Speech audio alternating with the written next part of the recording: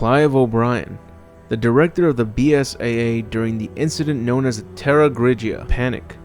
The BSAA stands for Bioterrorism Security Assessment Alliance, and at the time, it was a small NGO with limited resources, and even though Clive was on the ground during the incident, it was mostly as a European dispatched third-party observer, while the Federal Bioterrorism Commission took the lead on the rescue efforts. Headquartered in the FBC offices in Terra Grigia, Clive was in the building fighting off the Veltro-controlled hunters. He shared command of the operation with FBC Director General Morgan Lansdale, but the two did not see eye to eye.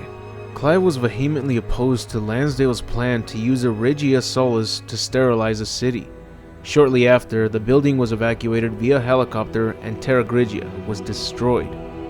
A year later, Clive O'Brien, Jill Valentine, and Parker Luciani investigated the presence of mysterious corpses that seemed to be floating ashore on the mainland from the ruins of Terra Grigia.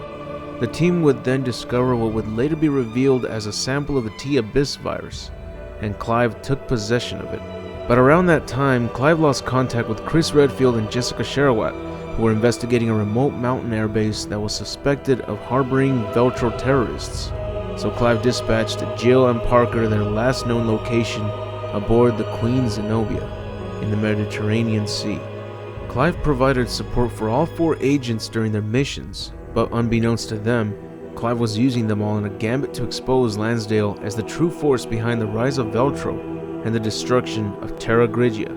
Having harbored suspicions against Lansdale since the Terra Grigia event, Clive was hoping to use Raymond Vester, who would pose as a new leader of Veltro and the Queen Zenobia, to force Lansdale's hand and collect incriminating evidence against him.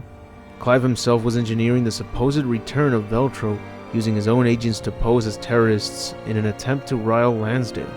However, Clive failed to prevent Lansdale from firing the Regia Solis at the Queen Zenobia to cover his tracks, and after several tense moments, Lansdale authorized an evacuation for his agents from the sinking ship.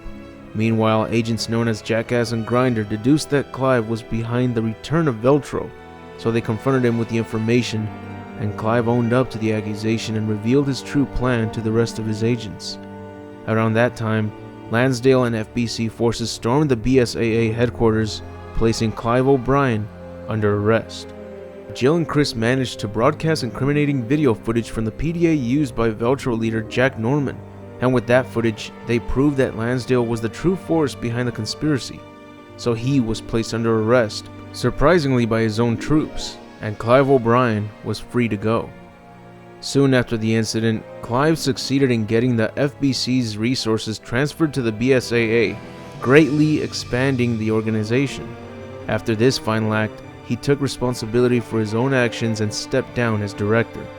He still serves as an advisor to the BSAA, and he even wrote a detective novel which can be found in Resident Evil 7.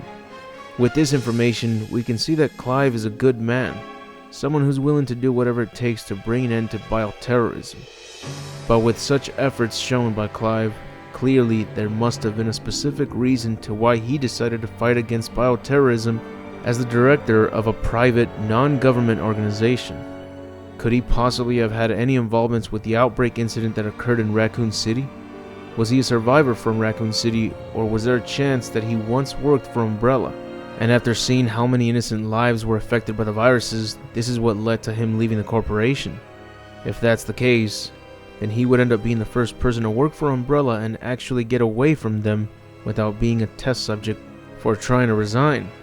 These may only be theories, but whether his past is full of corruption or heroic efforts, we may find out if he makes an appearance in the third Revelations game, or if the remake of Resident Evil 2 has him included in it, as it was confirmed that there would be some familiar faces throughout the game.